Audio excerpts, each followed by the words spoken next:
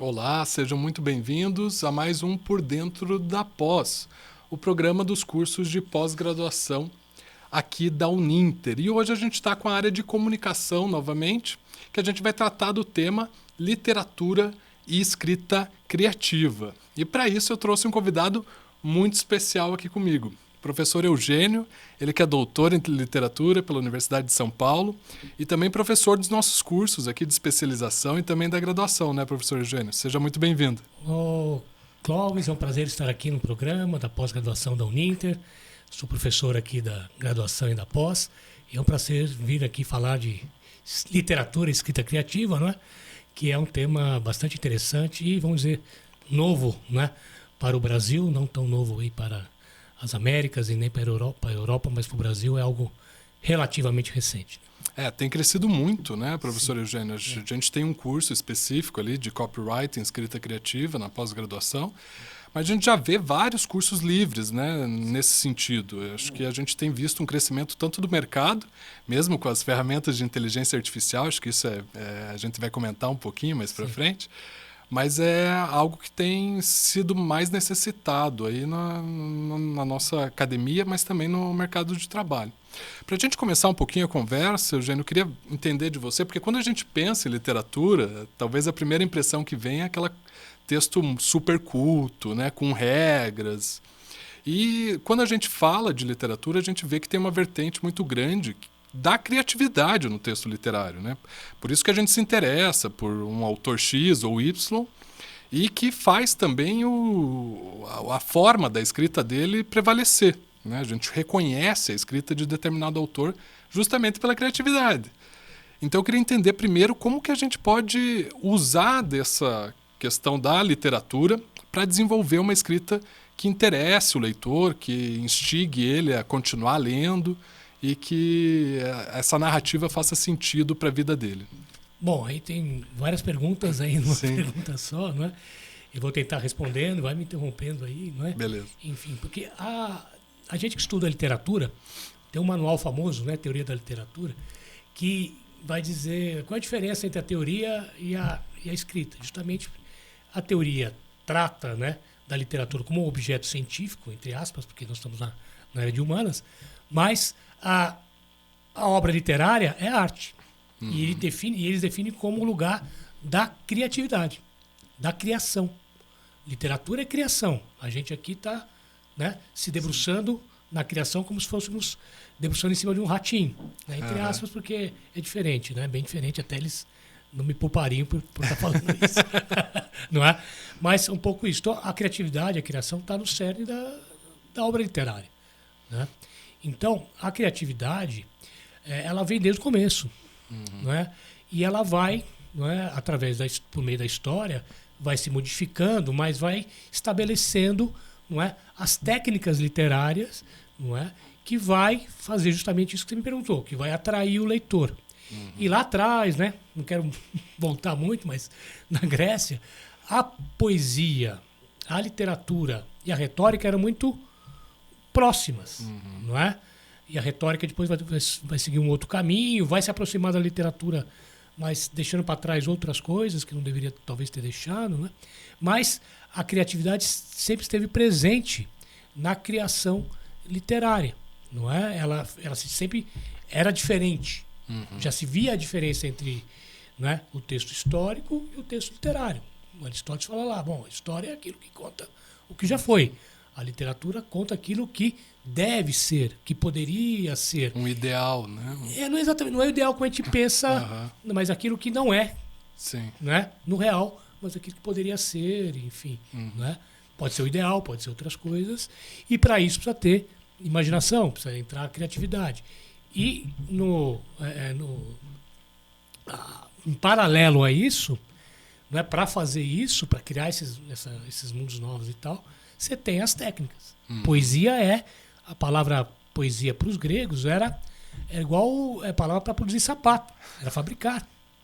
Você usava tanto para poeses um sapato, né, quanto poeses um texto literário. Não, legal que já está ligado ao cotidiano, né? Já é uma rotina, não é uma coisa assim, de uma pessoa iluminada. Não, é algo da rotina. O que vai fazer isso se transformar, lógico que tem um pouco, né?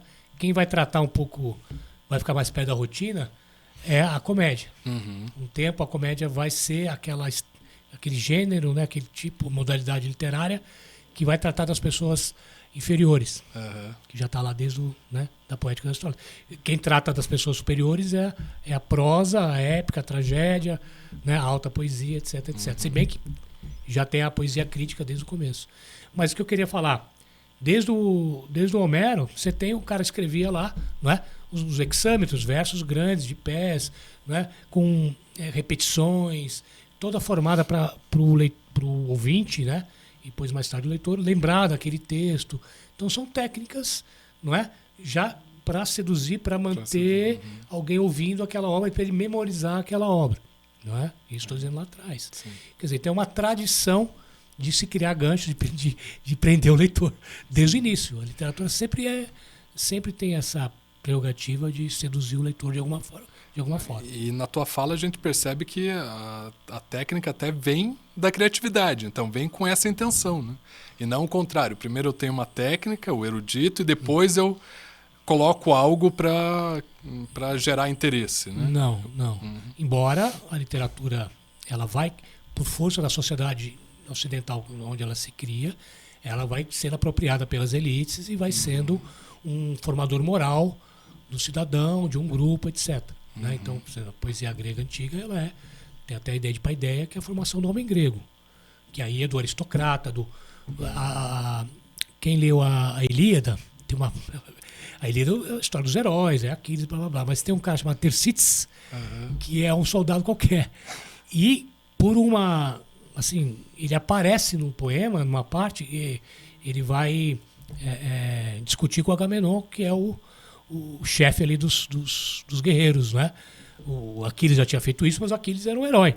Aí vai esse Tercites, que era um mero soldado, vamos falar um soldado raso, como diria hoje, e vai interpelar o cara, né? Mas isso é muito raro na literatura clássica, né? Clássica e tal, só na comédia. Aí a comédia... É onde o mundo é possível. Onde o mundo é possível. Isso só vai acontecer depois na alta literatura, ou chamada literatura normal, no século XIX, aí com a prosa jornalística, com romance, com conto. Aí o homem comum vai virar um objeto de interesse da literatura. Da literatura. Legal. Então ela tem isso. Então, o que você falou, ela pode ser... Ela nasce com a técnica ali, com a coisa no chão mesmo, mas ela vai ser apropriada. Aí é a história que vai trazer para lá e para cá. Sim. Como qualquer objeto da cultura, né, serve ali aos interesses também, né, de uma hegemonia, enfim. Isso. Mas pegando o gancho da tua fala, Eugênio, eu queria entender também, porque assim, a gente vê a escrita criativa sendo utilizada em diferentes gêneros literários, né? Não é só comédia, não é só o texto épico, como você colocou. Sim. Eu queria trazer para os nossos tempos, né, e saber como que a gente pode usar a escrita criativa, né, embora ela esteja no cerne de algumas profissões, como a publicidade, o jornalismo, mas para os nossos dias atuais, né, como que ela pode ajudar a gente a desenvolver um texto melhor, um texto que gere mais interesse e que, principalmente, eu acho que retorne aos objetivos que a gente tem, né? Porque, por exemplo, a publicidade vai ter um objetivo de levar a um comportamento específico, né? O texto jornalístico a traduzir uma informação no seu tempo e no seu espaço. Então, como que a gente pode usar isso nas profissões que a gente tem hoje, né? Pensando a comunicação? Você disse bem, né? Quer dizer, tanto o jornalismo quanto a publicidade já usam a escrita criativa. Aliás, essa palavra escrita criativa eu conheci antes pela publicidade, não pela literatura, né? Vocês são os chamados criativos, né? Os publicitários são chamados criativos, que é a base da profissão, uma das tarefas de vocês. Mas todas as ferramentas, todas não, né? Boa parte da ferramenta ligada à palavra, vocês apropriam da literatura, né? Boa parte delas, ou quase a maioria, enfim, não é? Porque, como eu te disse, tem essa tradição, não é? Literária. Aí, bom, eu vou falar da publicidade, mas enfim, aí tem a política ligada às palavras de ordem, aos slogans, né, desde o século, sobretudo com a Revolução Francesa, enfim, com os movimentos revolucionários que houve do século XVIII e XIX, tem a propaganda, Tem o jornalismo. Aquilo é tudo meio junto e misturado. Misturado nessa não época é? ainda. E a literatura está se transformando nesse momento. Uhum. Então essa criatividade ali, ela passa por esses dois caminhos. Né? A publicidade se apropria tanto da literatura quanto do discurso político.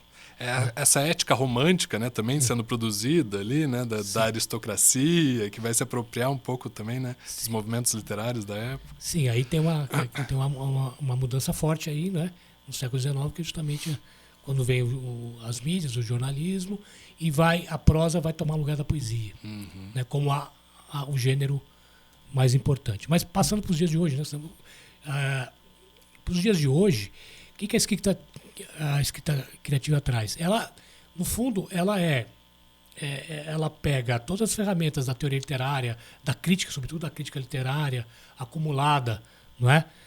E pensa, a literatura, a crítica literária, ela já é interdisciplinar desde de origem, porque ela usa termos históricos, usa a linguística, usa, não é? A psicologia, Sim. não é? Então, quando ela usou todas essas ferramentas, a escrita criativa faz a aplicação disso. Não é? A escrita criativa, o que ela faz? Ela obriga aquele que é aluno da escrita criativa a exercitar a escrita olhando para as técnicas de escrita, porque assim, a literatura é a arte da palavra. Uma das definições da literatura é a arte da palavra, trabalha com a linguagem, ela é arte. Ela é irmã da música, né? Ela é irmã das artes plásticas, ela é irmã da dança, enfim. Isso quer dizer o quê? Ela trabalha com a linguagem escrita, com a linguagem da palavra, é oral também, não é? E aí ela tem todo esse acúmulo de séculos e séculos de trabalho, né, de sedução, por um lado procura do belo, por outro lado a expressão da subjetividade, por outro lado a representação do real, né, todos isso foram, dependendo da história, não é? A literatura foi atrás dessas coisas através da palavra. Então aí você que é da publicidade sabe, né? Rima, métrica, sonância, né? E vocês usam muito na publicidade, mas também na narrativa, né? Você tem lá a reviravolta, peripécia, o que eles chamam de plot twist. Plot twist, o né? Aristóteles já dizia, você tem que ter reviravolta. O arco narrativo, né, que a gente tem ali, clássico. Então, isso está desde lá da Grécia Antiga. Você tem que criar surpresa, você tem que surpreender o seu leitor, mas tem que também produzir reconhecimento, que é a coisa da tragédia, né? O cara passa tudo aquele perrengue, né? Pô, o Édipo descobre que casou com a mãe, que enfim, né? Matou o pai. Tem uma morte simbólica. Sim, uma morte simbólica. Depois o renascimento. O que quer significar isso? Né? O que significa? Então a literatura tem esse passo, né? Também do conhecimento, da produção de conhecimento e tal. Então a escrita criativa, as outras áreas, o que elas vão usar? Então o jornalista vai usar isso para o jornalismo. Bem, já existe o jornalismo literário, para reportagem. Como é que eu vou seduzir o cara? Eu vou começar falando, né, do começo, meio e fim, ou já vou tratando do final fim? E depois que é uma técnica literária, desde a Ilíada, que tem uma expressão. Posso falar uma expressão? Claro. Média res. Média res no meio do rolo, né? No meio da coisa. Então, já começa no meio do bafo, né? Da confusão. Ótimo. E aí, depois ela vai voltar para trás, depois ela vai para frente. Tem uma reportagem sobre aquele líder do tráfico carioca, o NEM, chama O Dono do Morro. É de um inglês, Mishnah Glenning. E ele começa o livro com a prisão do NEM. Ele trata essa prisão do NEM com puta suspense. Como foi? Ele investigou todos os dados, né? Então é o carro da polícia subindo o morro. Ele vai usando todas as técnicas de suspense, de suspensão do tempo, né? Quer dizer, ele vai prolongando o tempo. Ação, né? Ação, né? Porque a literatura é a escrita da ação, né? Não é a vida da personagem, ações da personagem. Né? Então ele começa assim. Aí depois ele vai lá, quando ele nasceu, como é que ele se transformou assim, traficante, blá, blá, blá, blá, blá. Então ele usa uma técnica literária básica, não é? Então, a publicidade é brincadeira, porque a publicidade usa muito. Sim, e é muito direto, né, em relação a um texto literário, é muito mais rápido, né? Você não tem esse tempo para desenvolver um perfil psicológico, né? Você tem que desenvolver ela em 30 segundos, ou às vezes menos, né? Hoje com o digital. Então, essa chamada para ação é muito mais rápida. Mas eu também queria te aproveitar, porque eu sei que, nossa, você é uma enciclopédia de autores também, porque eu falo com o Eugênio, eu descubro autores que eu nem sabia que existiam. O meu problema é a memória. Mas a gente tem muitos autores da literatura que também foram para a publicidade, só para a gente deixar aqui, né, ou escreveram sobre o consumo, né? Então o consumo ele também passa como um objeto da literatura, né, muitas vezes. Se a gente pegar mais recente, né, vamos ficar ali com a Annie Ernaux, né, que é mais conhecida hoje em dia, ela traz muito o consumo, né, na literatura dela. Então, como que os anos passam na vida dela e o consumo está presente. Mas se a gente falar aqui de Paulo Leminski, já fazia isso e também trabalhando com publicidade, né? Então a gente tem vários, né, autores ali que vão trabalhar ou o consumo, ou a crítica do consumo mesmo, ou a própria publicidade como ofício, né? Em concomitante à literatura, porque também é preciso ganhar dinheiro, né, professor? Então, você deu exemplos, tem o Leminski, tem o Jamil Sneddon aqui de Curitiba, tem o Evandro Afonso Ferreira, que é um escritor, eu não sei, acho que ele é mineiro, mas ele está radicado em São Paulo. Anote aí, Evandro Afonso Ferreira, que foi publicitário, largou tudo e foi escrever. Então, tem muita gente da publicidade que é escritor. Tem o próprio Carrascosa, que é era professor de criação. publicidade, hoje é mais escritor que professor. Sim. A Carla Madeira, que é, né, Carla Madeira, também publicitária. O que eu acho que tem duas coisas. Primeiro, que escritor não, assim, só ganha dinheiro como escritor literário, poucos. Sim. Só aqueles que, né, viram uma espécie de, não necessariamente best-seller, mas que tem tiragens altas, né, e consegue sobreviver. O resto tem que se virar. Né? Em boa parte, no começo no Brasil, vão trabalhar em jornal. Zé de Alencar, Machado, Lima Barreto, Luiz Azevedo. Até como cronistas, né? Sim, alguns cronistas. deles, né? Todos esses que eu citei foram cronistas. E Machado, por exemplo, foi editor, redator, trabalhou em jornal. Ele segurou um jornal sozinho. Né? Ele era colega do Salvador Mendonça ou Salvador Marinho. Sempre Saldanha Marinho ou Salvador Mendonça, sempre confundo. Acho que Graciliano também, né? Foi Graciliano também foi revisor de texto, não é? Então todos esses escritores, eles... E tem os famosos, o Love Bilac que fez propaganda, né? O Bastos Tigre, que era um escritor parnasiano e também, né, produtor de vários slogans publicitários, né? Então o escritor tem que trabalhar... Quando ele tem essa área afim, para ele é melhor, ele reclama pra caçamba. Mas se ele. Né? E tem contemporâneos todos aí, sei lá, Antônio Prata, o Vivier, que é ator de teatro, né? Mas o Loya Brandão, todos eles escrevem jornal. O Veríssimo, né? Que está infelizmente doente, parou de escrever, né? Mas ele escreveu a vida inteira em jornal. Não é? Então são profissões que têm semelhança, porque ambas são arte, assim, são arte da escrita, técnicas de edição escrita, né? E Clovis, até o século XVIII, se considerava ensaio, texto científico, como literatura. A palavra literatura não era presa à ideia de arte. Sim. Ela vai virar uma arte da palavra, assim, como arte mesmo, a partir do século XIX, com o romantismo e tal. Aí que ela vai se separar. Por isso que a gente fala, faça uma revisão da literatura do texto publicitário. Porque essa ideia de literatura é o conjunto de textos escritos da área.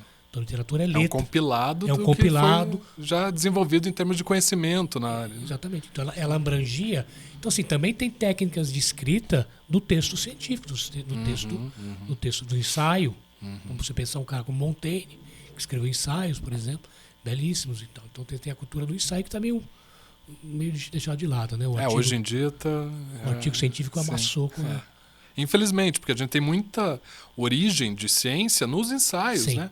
Porque o exercício da criatividade está ali. Se a gente chegar, inclusive, né, na origem das espécies, né, é um texto muito ensaístico, né? Pela observação, e a gente tem perdido isso, né, para uma questão de reprodutibilidade ali científica.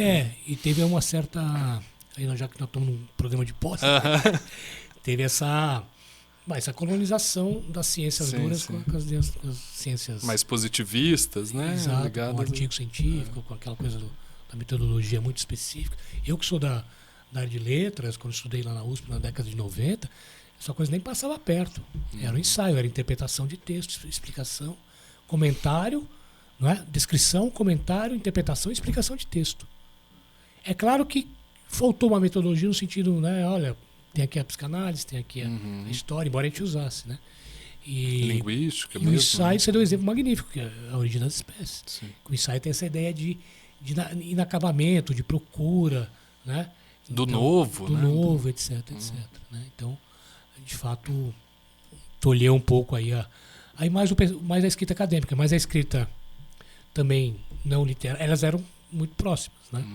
Mas aí vem a questão do romantismo e a própria ciência também se autonomiza, positivista, como você disse, né? Então ela vai também se separar também, ela vai querer seu espaço, seu né? espaço ali, e a literatura vai também querer o dela. E a literatura hoje, a gente tá aí sem saber o que ela é. Tá indefinido, né? Até porque os nossos tempos também, né, indefinidos, eu acho, né? Acho que a gente acompanha ali uma realidade, né, que muda muito rápido. Sim, estamos vivendo em muito. transformação. Mas a gente vai viver para ver essa transformação, Eugênio, né? Eu espero viver mais uns 20, pelo menos, para poder olhar. Você tá mudando muito rápido, não sei. Tá. Espero que sim, vamos lá. Mas eu tô vendo que você tá com uns livros aí, algumas indicações, professor, para dica, para um texto criativo. Queria saber de você se você tem algumas indicações de técnicas até, né? Para quem está nos ouvindo, que tem interesse, né, nesse tema. Você que está nos ouvindo, nos assistindo, né? Tem uma coisa, você quer começar a escrever, começa. Não é? Porque assim, a gente pensa, eu preciso ter uma caneta boa, eu preciso ter um laptop especial, eu preciso ter um caderno de notas e tal, né?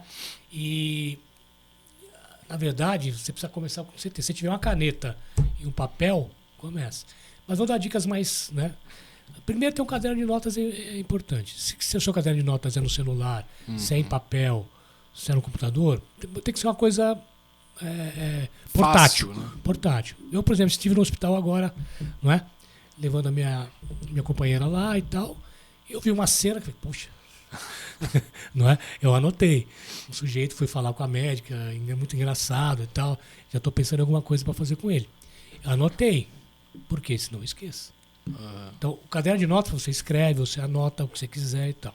O caderno de notas todos os escritores têm. Não precisa ser um só, pode ser 2, pode ser 3.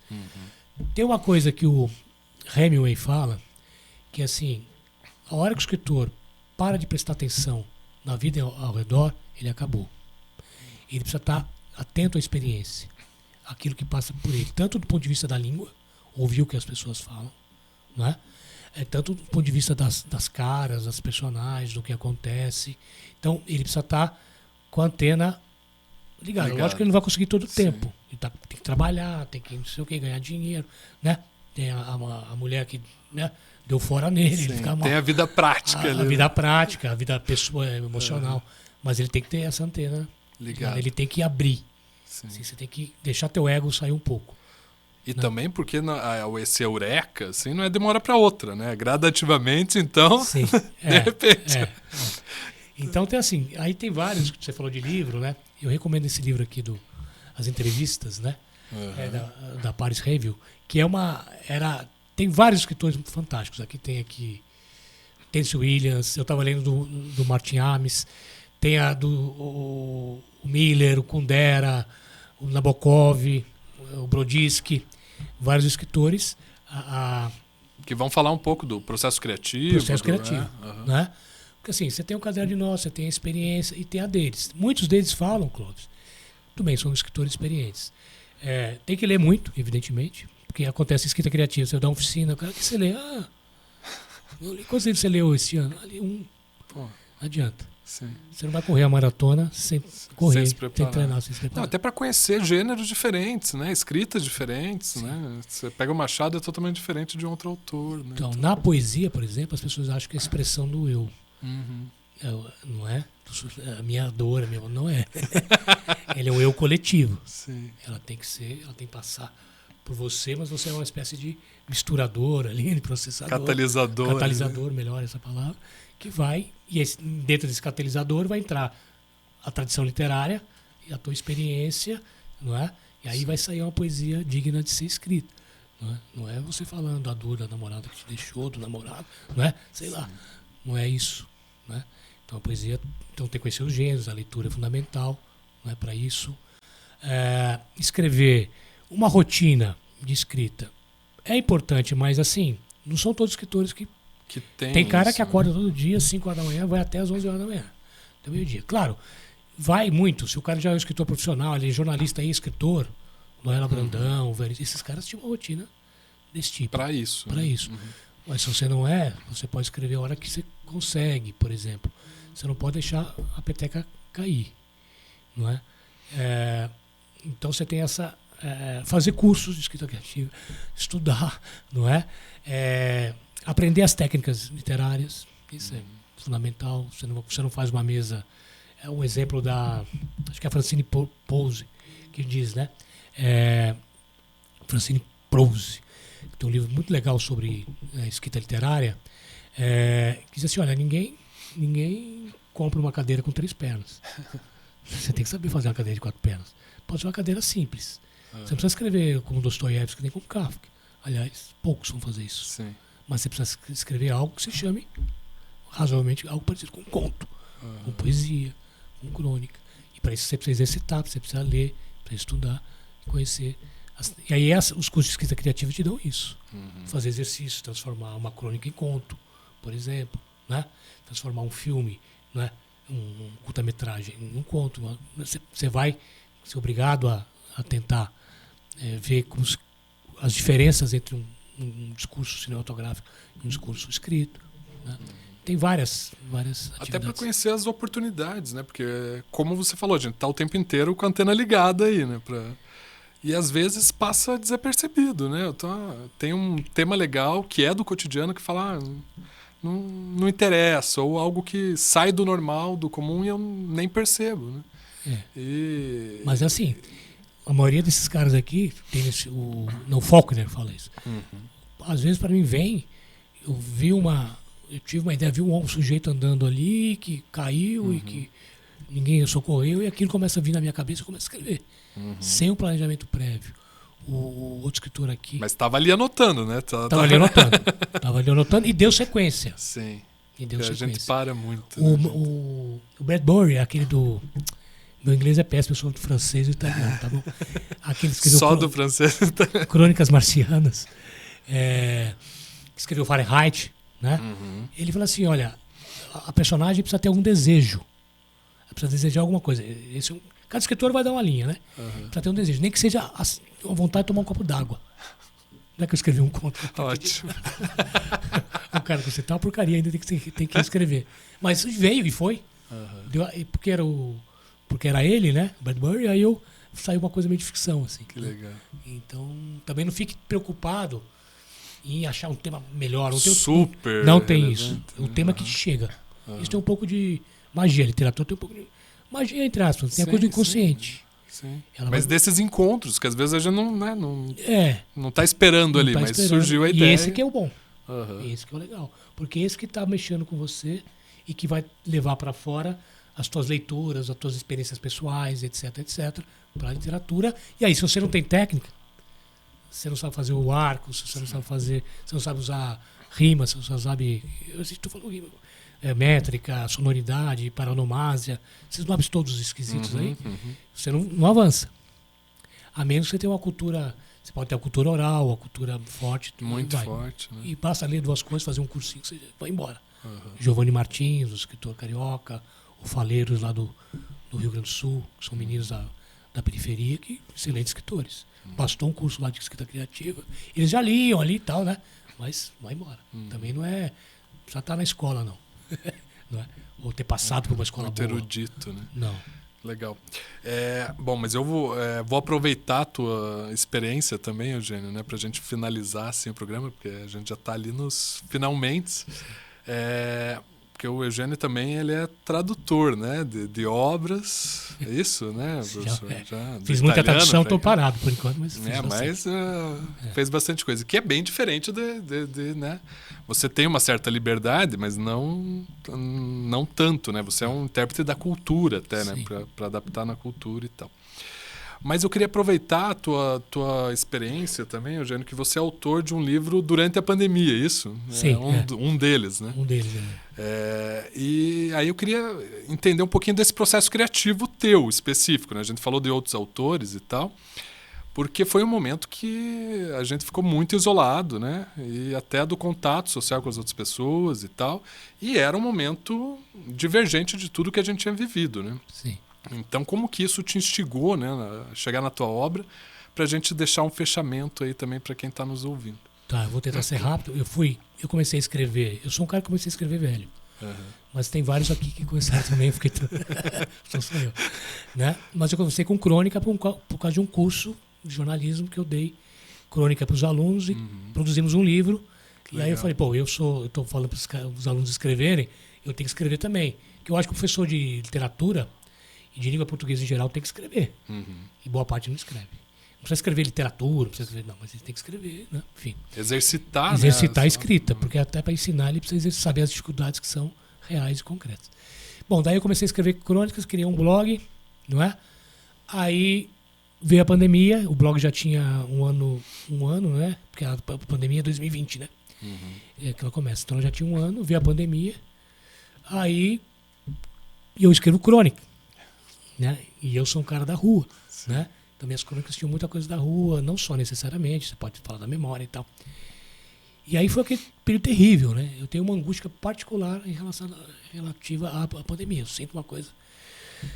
Mas foi muito interessante. Essa coisa do Hemingway que eu falei, que você tem que estar com as antenas ligadas, eu comecei a ligar para as coisas miúdas. Então saiu uma crônica com a identidade minha antiga, com uma foto, um RG, né? Uma carteira de identidade velha, toda esbugalhada. Daquilo saiu uma crônica. Sim, e a gente revisitou essas coisas simples da vida, né, na pandemia. A esponja de lavar louça, que nós, né, passamos ali horas e horas lavando louça. A esponja de lavar louça me deu uma crônica. Legal. Então eu fui obrigado a olhar para as coisas miúdas. E o meu processo, já que você perguntou, criativo, é muito a crônica me vem. Assim, eu posso até pensar, eu estou escrevendo uma agora sobre as minhas mortes e tal, né? Quais mortes que eu posso ter, tal, ou do gato, o cachorro que vai matar, ou a árvore, não sei. Mas veio de um como é que chama isso? De TikTok, um vídeo de TikTok, de TikTok dos gatinhos, tal. Então veio disso, por exemplo. Então a crônica me vem muito dessa uma coisa que me bate, porque aí sai. Agora a crônica eu tenho que escrever logo. Se não perde. Se eu não perco, eu perco. A ideia pode até estar lá, mas às vezes ela não vai. Depende um pouco, não é? Já o conto que eu comecei a escrever, o conto também vem de uma ideia assim. Essa do Bad Bunny, que era o personagem com sede, eu fui com isso. Ou então com a professora que vai no seu último dia de aula e mistura muitas coisas. Mas aí o conto demanda tempo. Porque o conto é uma dos gêneros mais difíceis de escrever, uma poesia. Ele precisa ser fechadinho. Ele precisa atrair o leitor, precisa criar um impacto, e tudo precisa estar bem coordenado. Então, demanda mais tempo. Aí é reescrita. Então, basicamente, eu escrevo.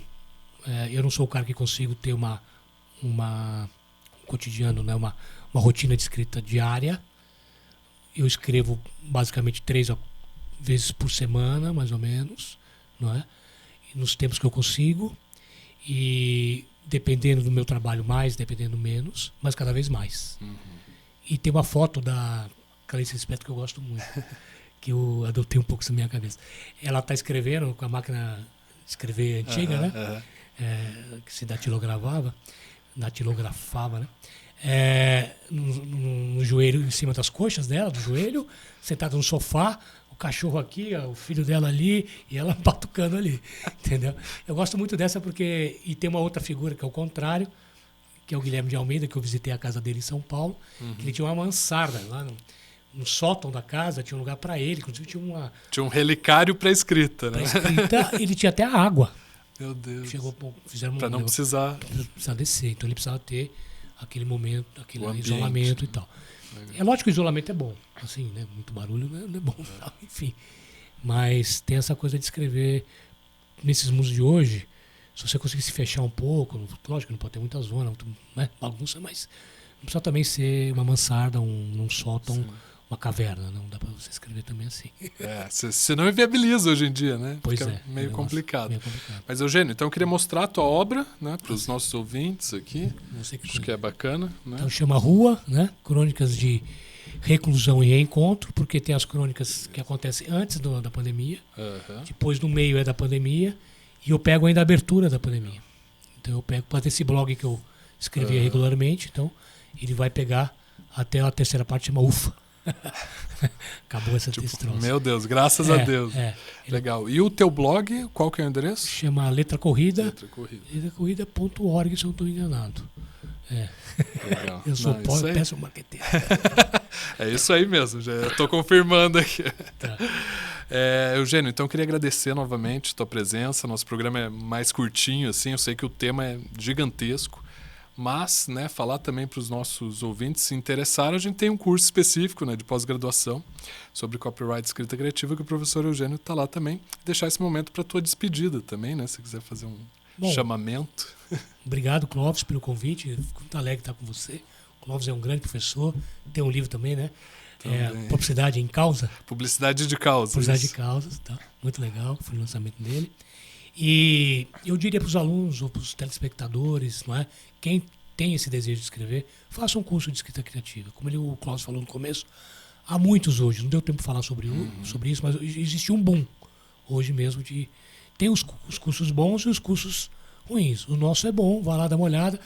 Na minha disciplina eu dou dicas lá de outros cursos, tá? Não é? Enfim, tem o do Assis Brasil no Rio Grande do Sul, que é o mais antigo, muito bom.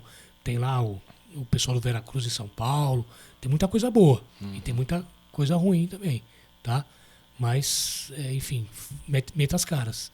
Porque é legal escrever, é muito bom. Legal, bacana. É um exercício da subjetividade. Não é fácil, sim, mas é um exercício da subjetividade. Muito bom. Legal, obrigado. Novos olhares aí pro mundo, né, professor Eugênio? Para você, né, eu agradeço também a participação e falo para você também conhecer o nosso site, né, nossa página lá no Instagram, @pós-unintercomunicação. Ali a gente divulga outros cursos também, outras iniciativas na área de comunicação. Eu tenho certeza que você vai gostar. Um abraço e até o próximo programa.